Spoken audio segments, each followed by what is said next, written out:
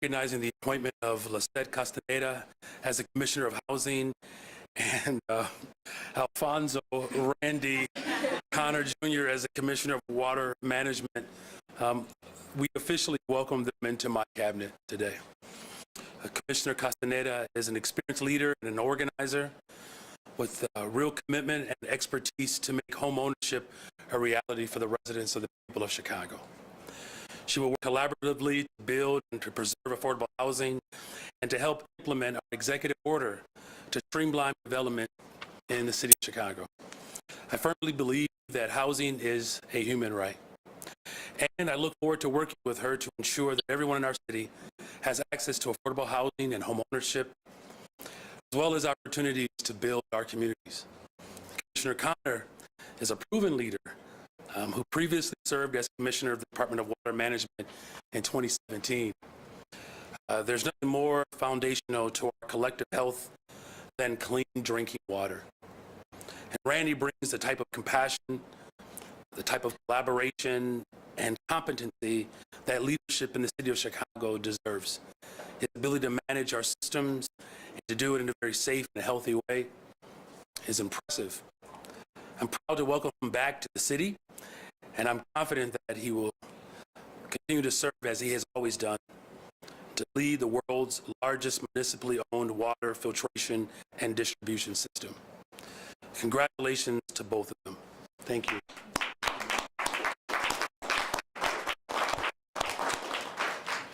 Now, just to get the Cubs to bring back, we'll see what happens.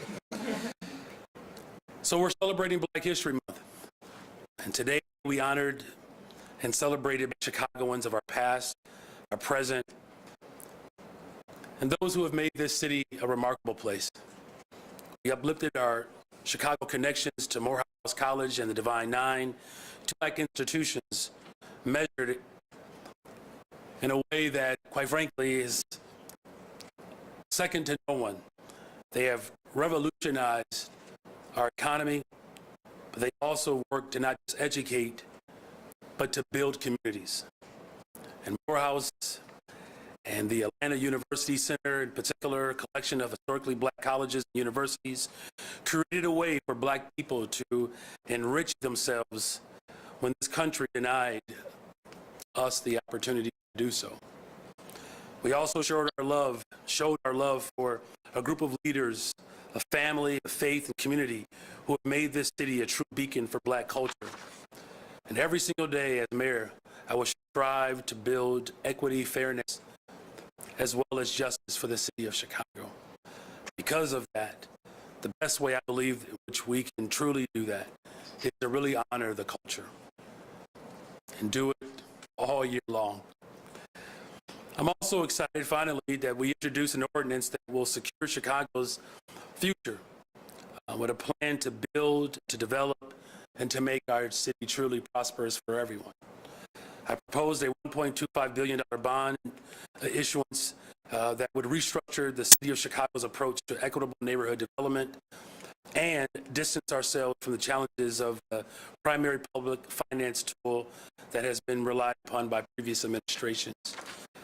And one of the reasons I ran for mayor is because so many of our neighborhoods, including my own, bear the scars of disinvestment and neglect. And too many communities on the south and west sides in particular have not benefited from the prosperity of our tremendous city. And while on one hand we have strong, prosperous economy and building blocks that see the potential of our region growing in the coming years, on the other hand, we continue to see a significant gap, particularly when it comes to wealth, as well as employment opportunities, racial, ethnic, and geographical lines, that these gaps continue to widen, and it is my effort and my job to close those gaps. And while this administration cannot undo generations of disinvestment overnight, you better believe that we can offer a vision that charts a new pathway forward. So we're going to invest. It's going to be incremental, but it is $1.25 billion over the next 5 years. And we're going to do it into housing and commercial development throughout the entire city of Chicago. And half of that, approximately $625 million, will go towards investments by the Department of Planning and Development for business in our growth sectors, small businesses, and our neighborhood corridors, and arts and culture institutions. The other $625 million over the next 5 years will go towards investments by the Department of Housing into full spectrum housing options from home ownership to affordable rental housing, combating homelessness. These are funds that our residents and community areas need and deserve. I made a promise. I'm going to keep it. The best thing that we can do for the people of Chicago is to invest in them. This proposal will help us reach our vision for a true, better, stronger, safer future for our young people and communities who need access, who need better tools and resources so that they can thrive. I'm confident in this plan because it was developed in partnership with affordable housing advocates, community development corporations, small business associations, and everyday Chicagoans who love this city. And their values are reflected in the full range of this investment plan. So thank you to all of the city leaders, advocates, and partners who are with us today that supported this work. Our Chief Operating Officer, John Robertson, Deputy Mayor of Business and Neighborhood Development, Kenya Merritt, and Chief Financial Officer Jill Jarowski, as well as the members of the Cabinet, our Commissioner for the Department of Planning and Development, Sierra Boatwright, she already had her day, and the newest Commissioner of the Department of Housing, Commissioner Lisette Castaneda. I appreciate all of you, I really do, your hard work and your love for the people of Chicago, and I look forward to the continuous collaboration to pass this ordinance. So now the moment you all been waiting for. Ronnie.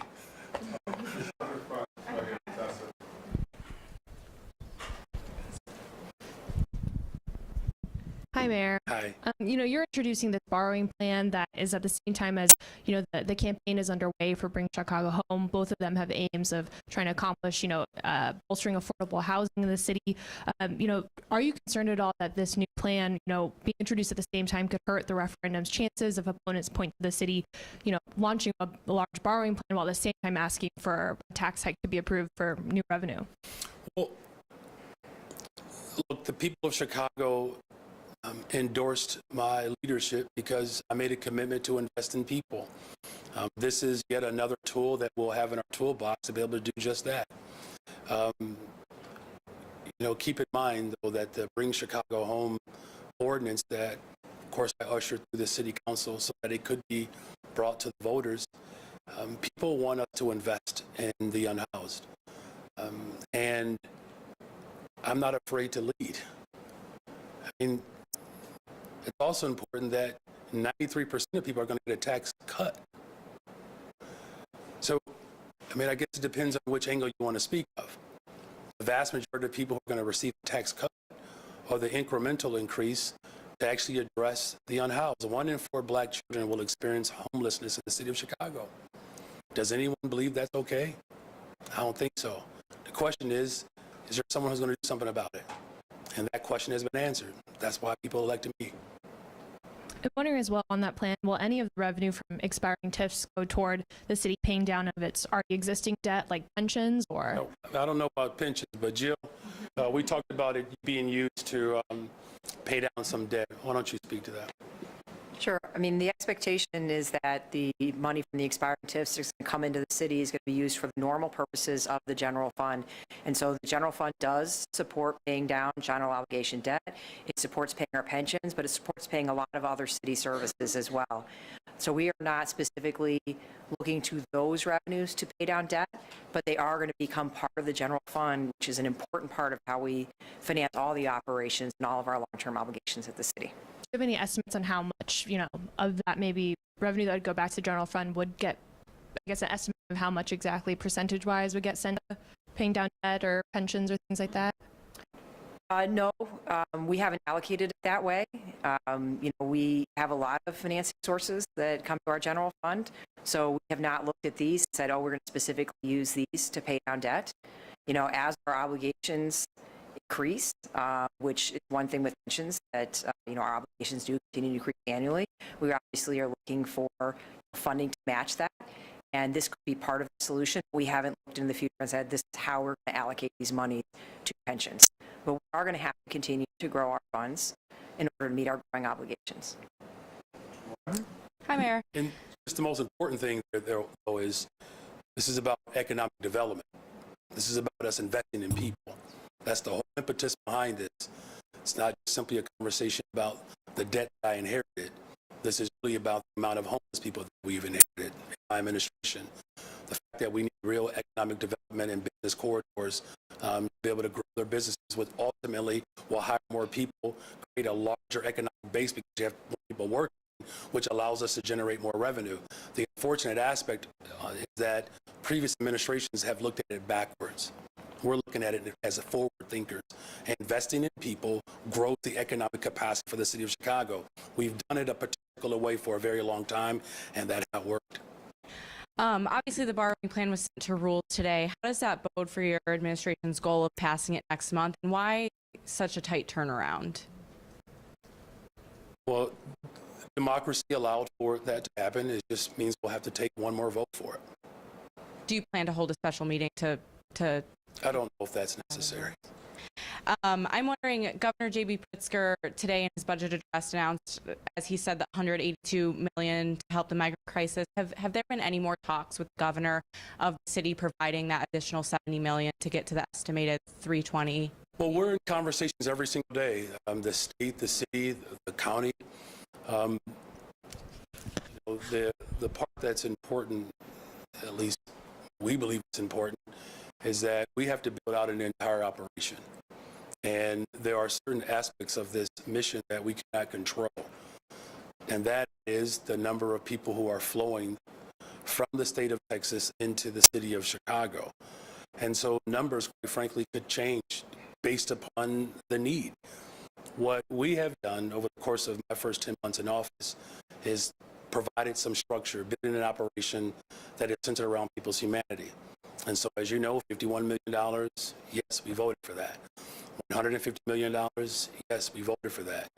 $95 million that the city council provided me with the authority to make sure that we're providing the financial means to address this crisis.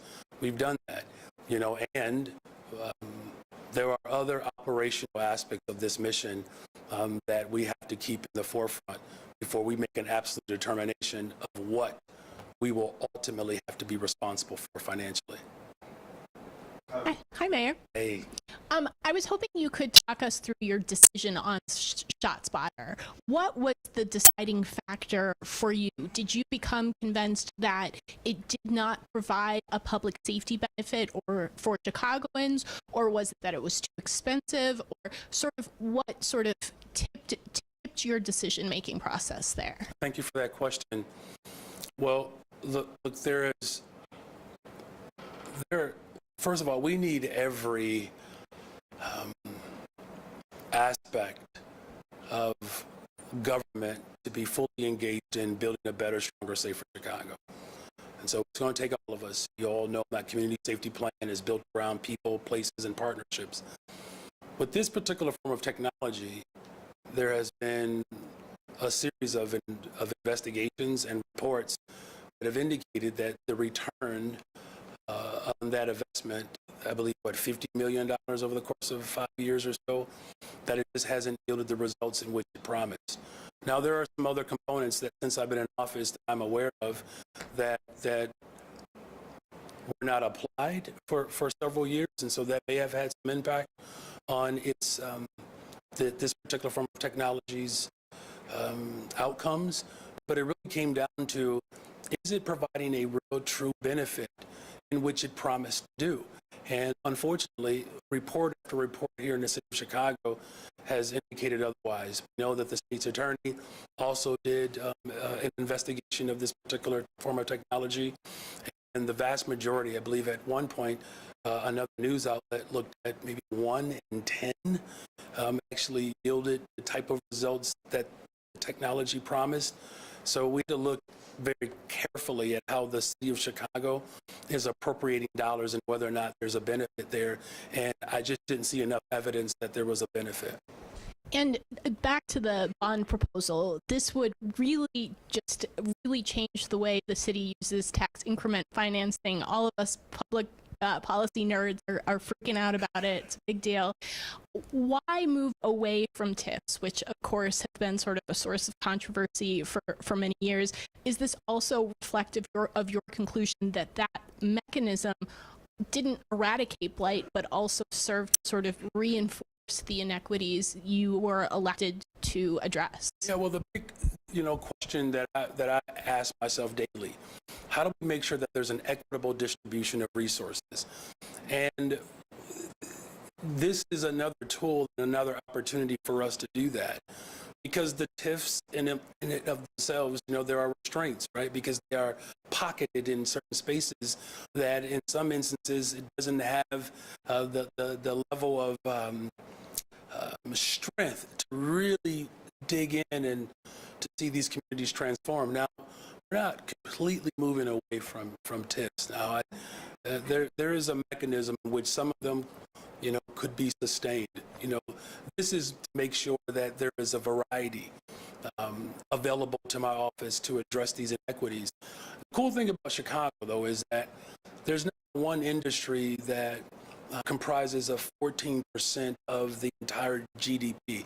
We have a very diverse economy, and so I have a very highly skilled, intelligent team that is helping us come up with other creative means to do what other administrations either failed to do or they just didn't have the wherewithal or the desire to do. Thank you for that question. Good afternoon, Mayor. Good afternoon. What are your thoughts on the CPS board moving to end the use of CPD officers in schools, and do you support SEIU's offer to allow civilians to be hired as part-time security officers instead? Well, I believe there are roughly 39 schools or so that have school resource officers, and there's nothing more important to me than making sure that our children and our families feel safe and in a healthy learning environment. Everyone knows I send my children to public schools in Chicago, and so I have a firsthand experience as not just as a parent but also as a teacher. So the board's decision to move away from SROs is really about how we create a holistic approach towards community safety within schools. So if schools want security guards, or if they want restorative justice practitioners, that those dollars could be made available. I think the other important thing, though, is that each school community should have a strong relationship with their respective police districts. Policing is just one component of community safety. They should still participate in ensuring that the school community is surrounded with love. But again, as I've made it very clear, that every single thing that I promised that I would do as a candidate, I'm doing it. I believe it's important to keep your word, so I'm doing that. But do you think any replacement to SROs should be armed or unarmed, and how would a security guard apparatus have more accountability than the SROs? Well, look, most of the schools have school security guards. The school that my children attend on the northwest side of Chicago, they have security guards there. As far as accountability is concerned, I mean, that's, things that are worked out within contracts, but hear me well. That community safety and public safety is the number one priority in the city of Chicago. What we have to do is provide a real holistic approach to creating an environment that does just that. And so resources will be available for local schools to make a decision of how they want those dollars to be distributed. And they also have to make sure, and I will do everything in my power to help build relationships where they don't exist, where those local police districts can still be engaged, whether it's drop-off, dismissal, all of those aspects of after-school events, activities, sports, and recreation, that it's going to require all aspects of government to participate. And so accountability is really going to come down to what we ultimately want to see in our schools. That's a healthy, safe learning environment for all of our children. And I'm a big cheerleader of that. Good afternoon, Mayor. My name is Olivia Stevens. I'm new to the Chicago Tribune. I knew that. Welcome aboard. Thank you. I appreciate it. Oh. Oh my gosh, the clap laughing. What's your name again? Olivia Stevens. Yeah. But Sounds very reportery. thank you. I appreciate that. I didn't change my name, but kind of moving to potential new stadium funding. I was curious. It's like no secret that the White Sox are seeking public funding. And I was curious if you would support funneling any possible city tax revenue, maybe from like hotels, food, amusement, anything like that, to a new stadium for the Sox or even the Bears. Well, first of all, I'm grateful that both organizations, are committed to staying in Chicago. My administration, we've been working very hard. Our Chief Operations Officer, John Robertson, bless him, he's working a lot of hours these days, but his team has been fully engaged along with Keenan Merritt, a whole host of individuals. And so I'm grateful that both organizations are committed to having these conversations. As far as financing these projects, both organizations know that they have to put some skin in the game, and they've expressed a commitment to do that. As far as public dollars, we haven't got into any of those specifics just yet, but I will say that, we're going to explore all options, but we have to make sure that we're doing right by the people of Chicago. So we'll explore options. Everything is on the table here. But again, I want to make sure that there's a real commitment to public use and public benefit. And again, those particular respective spaces have to put some skin in the game as well. Thank you, and welcome aboard, Olivia. Good afternoon, Mayor. Good afternoon. I want to ask about the lawsuit against Big Oil. What are you hoping that the city can get out of this, besides having to send lawyers to court on a tough case? Yeah, that's a good question. Look, it's no secret, that these big companies have not been forthright with the people of Chicago, really the people of the country.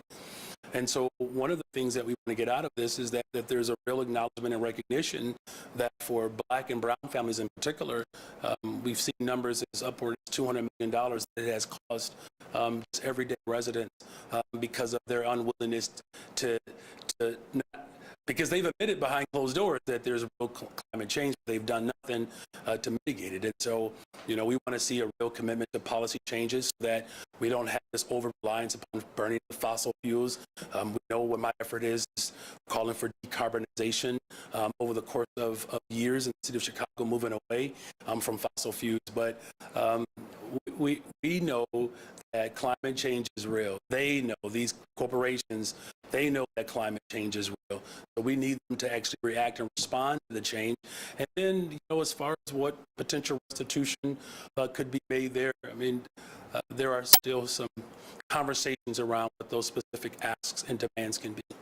But the argument about climate change and that it has been caused by the petroleum industry has been made for decades.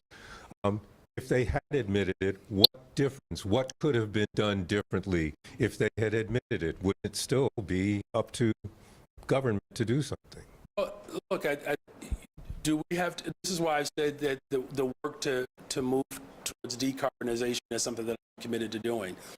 As far as the exact opportunities for restitution, those things can be litigated.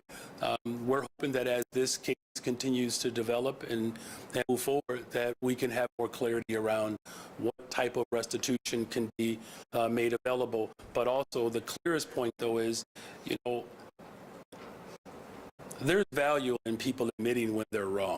There is real value there, and so I hope this doesn't rattle too many people. Sometimes the things that have caused harm and pain, you may not be able to go back and correct it, but it could save lives in the future, right? And so, whether it's the pain and the suffering that has been caused by these corporations and their failure to actually respond to climate change, it's incumbent upon all of us to build better systems of care so that families like mine that struggled with utility and the like won't have to continue to bear those burdens. Thank you for that question. Good afternoon, Mr. Mayor. Hey, it's good to see Having you. gone across the street from Morehouse, I'm happy to see that Clark College and Clark Atlanta University graduates are making history on both sides of City Council, in the press box and on the City Council itself, including Alderman Lamont Robinson. Anyways, getting to this whole West South investment thing, which sounds like a carryover of what Lori Lightfoot initiated. Our question out in the Deep South is, why would we trust this administration or any administration to pull that off when nobody else has been able to pull that off, number one. And number two, there are relics of the old system that are still stuck in there. For example, it's come to our attention that Kerry Austin's son is working for the 21st Ward Streets and Sanitation Division, when we would have thought that he would have been on a no-hire list after that incident he had on the west side of Chicago with a 21st Ward truck that wasn't supposed to be there and that he didn't report a fender bender with. Well, Mark, look, I understand that there are people that have had, real bad experiences with government. You won't get an argument from me. I've had such bad experiences with government, I decided to run for office and take over. I've given people my word, and everything that I said that I would do, I've done it up to this point. And I can't speak for what previous administrations failed to do, or, individuals who are still remnants of the past. I'm saying that you're looking at a stage here that represents the future of Chicago. This is one of the most creative ways in which we can use dollars to invest in people. And just like I've invested in young people, just like we're investing in the unhoused, just like we're investing in violence prevention, just like I've made a commitment and we're investing in opening up mental health centers, all of these investments that I said that I would do, I'm doing it. And I'm confident that the people of Chicago recognize that they have a man that loves them enough to keep his word. I'm going to keep my word. How's it going to work in the Deep South, though? Because we're not seeing it out there. Look, that's why we need this. Why we need this plan here. So yes, whether you're the Deep South, Roseland, or you're the far West, like Austin, and everyone else in between, I know the pain and struggles that people have experienced in the city of Chicago, and that's why this creative team has come up with another tool to make critical investments. As I said, whether it's housing and economic development, the plan is to use these dollars to invest in the Deep South. Thanks. Hi, Mayor. So Alderman Nick Sposato said he was a little disappointed and surprised that Aaron Harkey was dismissed. He thought he might be able to get a little heads up on it. Do you think that alders deserve any notice about the changes? And would you say you're done reorganizing your leadership team? Or may there be other replacements, including at the CTA? Well, look, all of these positions, everyone knows that every administration has made changes in its leadership. And so in that regard, we're no different than any other administration. And so I've made a commitment to bring people along who have the confidence of my leadership. And so to your last question, are we going to continue to look at hiring other people in other positions? Yes. Yes. And dismissing some leaders? So, I don't discuss personnel issues, but the people up here who are a part of my administration, there were other people in those positions. So, again, it's very common for a new mayor to come into office and to hire people. And so, yes, I'm committed to making sure that we make hires that reflect our values. But do you agree with Sposato that maybe he should have gotten some heads up? Well, look, we've had a conversation with Alderman Sposato. We have constant conversations with alder people. We really work hard to keep personnel issues in a sacred space.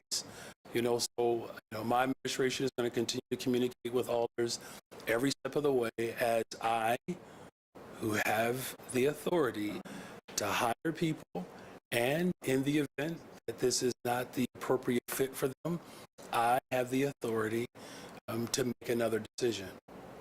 Hey, Mayor. Hey. You're not the new person anymore. Yeah, I'm in. The handling of ShotSpotter last week, where did the confusion over what the city and the company had agreed to come from, and how much is the 2-month or the new extension with the 2-month transition period going to cost? Well, as I announced, I believe that was last Tuesday, I don't remember anymore. I said that, we're not going to renew the contract. I said that. And that September 22nd would be the last day, but that we were obviously still open to how we demobilize this particular operation because it's been a fixture for 5 years. So there are a host of things that have to happen along the way. Now, that's where we ultimately landed, where I said we would be. I'm not really entirely sure what the confusion was. I just know that whatever the breakdown was, we rectified it. In terms of, what the costs are, again, this has been a $50 million cost over the course of several years, and I believe for the 6 month as well as what this wind down will consist of, along with some other termination elements that are provided in the contract, roughly $8 million or so, but we'll have someone give you that number. Just to push back a little bit, the 2-month transition period was not included in the Tuesday statement. Why was that added? Well, maybe perhaps it just wasn't, expressed. I didn't get into all the details at the time, but again, the September 22nd was always the date. That's what I said. And as far as the wind down is concerned, that there were, other aspects of that wind down that just weren't articulated, but it's clear that's what the wind down is, and the cost roughly will be about $8 million or so. But we'll make sure we get you that absolute number. Thank you. Thank you for the pushback. Hi, Mayor. Hey. I want to ask about healthcare. We learned the other day about the cause of death for 5-year-old John Carlos. And the city's own record shows far back as October, the city was aware of overcrowding potential, the risk of respiratory illnesses, and the challenges of getting people the initial healthcare assessments. Since that time, there have been hundreds of EMS runs, increases in cases of chickenpox, and people telling us that they are getting bills that they can't pay. Knowing all that, could your office have done a better job of addressing the health needs of migrants? Well, first of all, I've expressed my condolences and my deep sorrow for the loss of this baby boy. As a father of 3 children, it's an unimaginable pain. As far as the health care that we have provided along with the county, of course we've had our challenges. That was never a secret. People were arriving in the city of Chicago in a very extreme. It just wasn't right the way people were arriving here, and we were responding to it to the best of our ability, providing health screenings, infectious disease control, linking them with other services outside of the county and what the city provides with other healthcare providers. I've worked hard over the course of these 10 months to respond to this international crisis, and I'm grateful that we do have partners, and I've said this repeatedly, we need more help. This is unsustainable. This is unprecedented, the amount of people who are arriving in the city of Chicago. And so the ambulatory runs in particular that you're speaking of, there were more ambulatory runs when people were in police districts. That wasn't new. It might have been new for people who had just come online covering it, but the conditions in our police districts were awful. And I made a commitment to decompress those police districts because it was unhealthy. So in terms of how we can continue to do more, Dr. Ige and her team, they're working hard to do that. I believe now that there is a healthcare provider in all of our shelters, and there is stronger coordination with other healthcare providers outside of county government. So we're going to continue to work and to build on that. Has there been any headway with the volunteer groups who had written letters to your office saying, we want to partner, we want to be able to get access to the shelters? Have they been able to do so yet? We've had tremendous headway. In fact, I believe a couple of weeks ago, didn't we just announce our full volunteer program? But I'm glad you raised that. Look, never in the history of America where a local municipality has had to build a migrant shelter, encampment, or settlement. And so whether that's finding temporary emergency shelter, feeding people, washing clothes, staffing. There are almost 6,000 children in our Chicago public schools. We just enrolled Just this past month, 600 children into our early child care centers. I mean, I want to emphasize that whatever critique people might have of this operation, people are well within their right to have that. And there is no model for this. We are literally building this operation as we go along. I'm grateful to the volunteers who have been willing to step in, and now we actually have a mechanism in which that operation can grow, along with our faith community. These initiatives have been,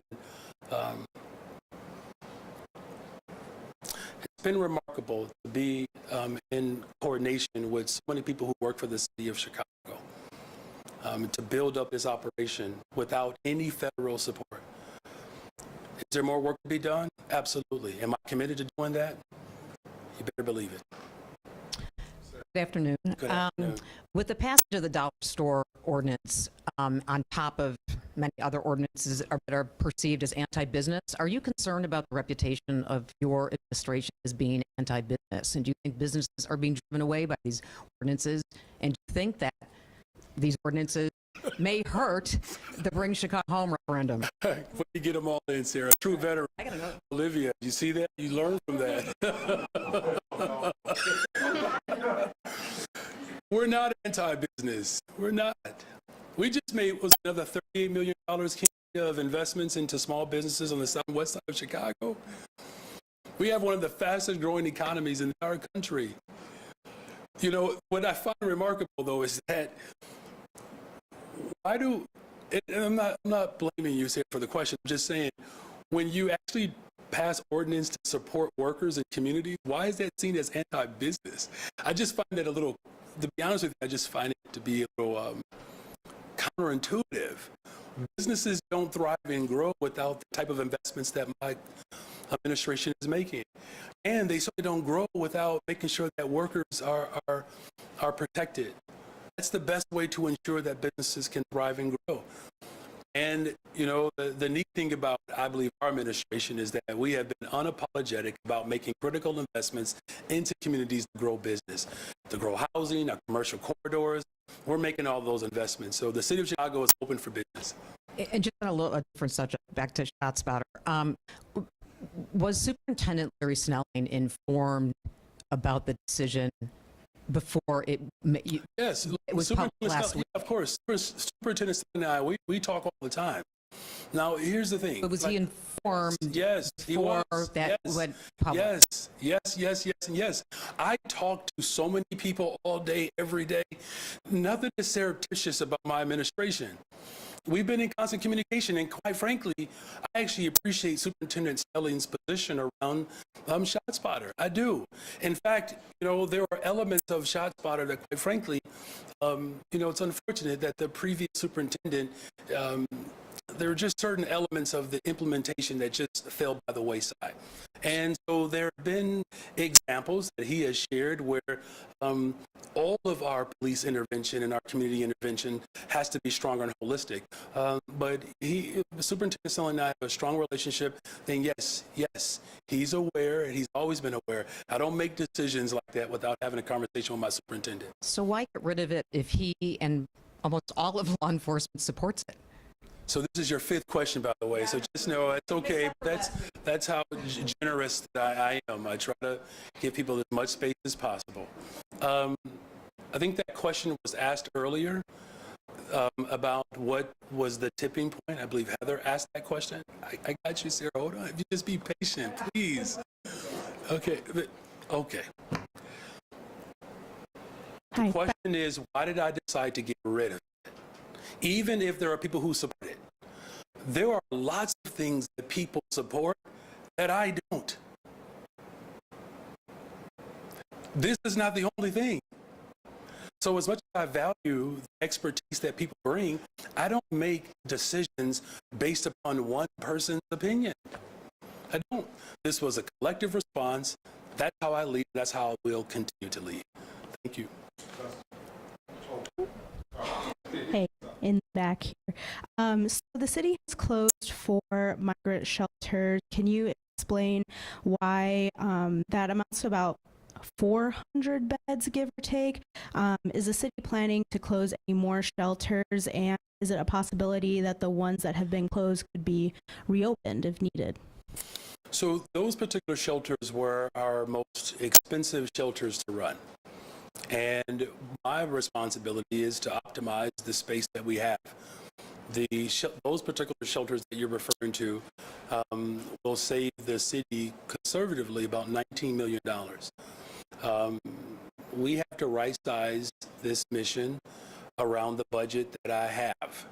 Now, of course, we're grateful that the state and the county is working towards providing more investments, even though we have to have a more substantive conversation about where those dollars will actually go. But as far as whether or not those particular sites will be back online, no, we're not moving backwards, we're moving forward. Is the 19 million figure, is that per month? That's over the course of a year. Okay. And then on the campaign trail, you've said that you'd roll back the previous administration's decision to encrypt police scanners. I'm curious, is that still the plan, and if so, how? We're still discussing that. Thank you.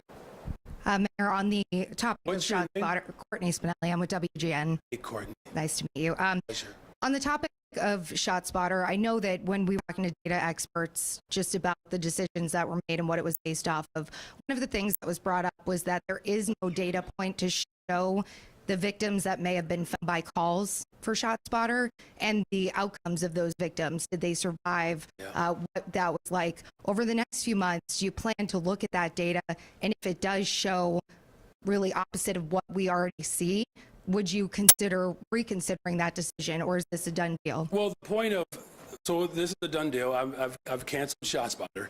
The point of this data collection, though, is more about how we build tools and systems to create, safer communities. There are other forms of investments that we can make to not just be preventative, but also how we make sure that in the event a crisis does occur, that the right response is given. I personally like to see, a system that allows us to have EMTs respond. Because remember, was it 40% of the 911 calls that do come through are mental health crises? This is all I'm saying, is that my administration is working hard to come up with creative ways to respond to community safety matters. So that's where I'm at on that. Thank you. Good afternoon, Mayor. Just a quick question about, is there a timeline for picking a new zoning chair? Any update on that? And then I do have a question for some of the commissioners after, but I'll let you. For some of the commissioners, how many questions do you have? Just all right. We're really close to landing on our new zoning chair. We're really close. And yeah, just back to the executive order on streamlining commercial and housing development.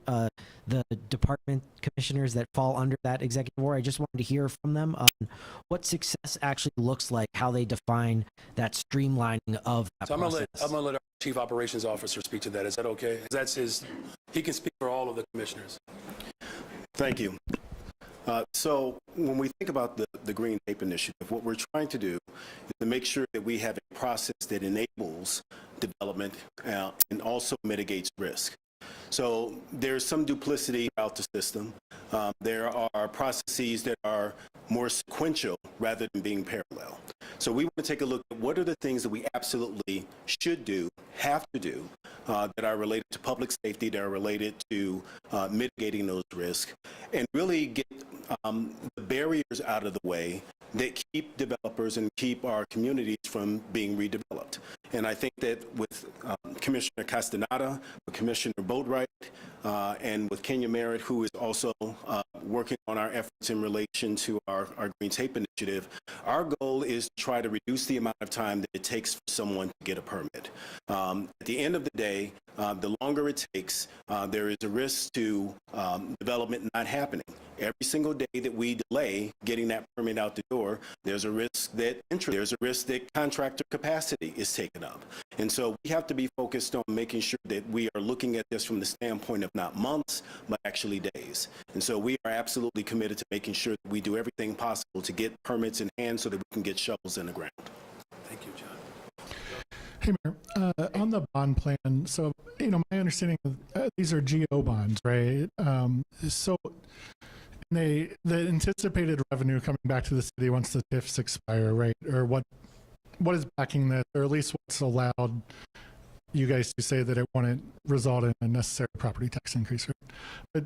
But will there be guardrails in place? What prevents you a few years down the road, in a second term, if you get it, or a new mayor coming along and saying, I want to issue new bonds that are kind of TIF expiration bonds, and kind of wanted that equal to like kind of double dipping on the expiration of these TIFs? I'm going to turn that to Jill because you triggered me talking about if I get a second term.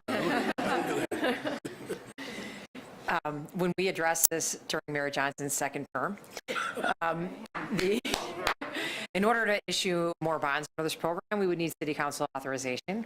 The city cannot issue debt. It's not without the city council approving that and authorizing it. So that is first and foremost the biggest check there is on doing more debt. The other part is that when we are looking at any kind of debt proposal, we're looking at it from a long-term perspective of fitting it into our budget, it being affordable, and what are the benefits that we get out of it. So when we're doing a program like this, we're investing in housing and economic development. The intention is that that is going to bring benefits to our economy. It's going to also accrue back to the city. When any individual loses a home, when a family loses a home, when they move to another city because they can't continue to afford here, that's lost tax dollars, lost economic activity in the city. So these are investments that are really designed to help grow the city, take care of our residents, keep them in a more stable position. So ultimately, we'll be generating more taxes from all the activity that they are engaged in. We may get to a point in the future where we say, it makes sense to continue this program. We would like to do another $1 billion. We'll do an economic analysis. How much revenue have we seen from that increment? We'll have had more TIFs expire in that time, so we may add that in. And we may also be just generating enough more tax revenue. We could afford more GO debt. So it's really going to be about budgeting in the long term. And again, thinking about what do these investments bring back to the city? We're not just spending to fix potholes on this. We're spending to drive economic growth. So we have to keep borrowing to fix the potholes too. That's never going to change. But these initiatives should really pay us back in the long run in multiple ways. And then, and this is for the mayor. So like we're discussing 1.25 billion, right, for affordable housing and economic development, and the kind of things that you talked about on the campaign trail. But it's just struck me here in the press conference, 1.2 billion is roughly what the White Sox are asking to subsidize their new stadium. In your the question earlier, you said all options are on the table. Why is that? Why are you keeping the option open to approve taxpayer dollars to subsidize a privately owned stadium? And just to add to that, this could also include additional TIF subsidies from the currently existing TIF. My understanding is they may come to the city and ask for additional subsidies beyond the 551 million. They might, Justin. There's no guarantee that they'll get it from the city. What I've said repeatedly is that we need to make sure that our investments have real public benefit. And that there has to be a commitment to public use. And those conversations are being had, and there are some promising developments that eventually we'll be able to talk about out loud. The reason why I said it's important that we have a full discussion, because it will never be said that my administration just shut down conversations. Even with the decision around ShotSpotter, I was very thoughtful about how we dismissed that particular form of technology. It didn't mean that I could not come up with a variation that allowed for us to collect some data and then to build tools towards what public safety ultimately really needs, which is a holistic approach. So everything I've done is that there are people who have positions and stances that are different than mine, and I'm willing to hear and listen to them. I have not made a commitment. I'm just saying that we're just open to the discussion. That's all. And I do apologize, you all. Our ASL, they were triple booked, so I do apologize to the public for not having an American Sign Language person here today. Hi, I'm Josh Hernandez with CBS 2. Hey, Josh. How you feeling, man? I'm a little nervous. All right, it's my you're first okay. time, but Come on, you all. Make them feel welcome. oh, Olivia, you're no longer the youngest news reporter. All right, go ahead. we were wondering, can we get your reaction to the recent allegation being made by Alderman Yancey and how he said he was attacked by Alderman Mitchell last week? I really wish that there were ways in which we can have, strong debate without it, becoming exacerbated. One of my favorite characters of all time in history is Thaddeus Stevens, and talked an awful lot about just the negotiations up to the very end to abolish slavery. And, it's not uncommon for public officials to get animated. I have not spoken with both of them yet to get a full understanding of what happened, but obviously that, I don't condone any, physical altercation. I just hope that people can have real substantive dialogue around a host of matters that don't lead to someone feeling violated. So I'm going to have a conversation with both of them over the next, 36, 48 hours, and just to get a better understanding of what went down. But it's unfortunate, though, that the public, debates have spilled out in a way that doesn't speak to the best of our democracy, even when we do have strong disagreement. Did you have another one? Just because you knew I was going to throw one, you got to do quick. Oh. That's okay. I use shea butter. Thank you all very much. Appreciate you all.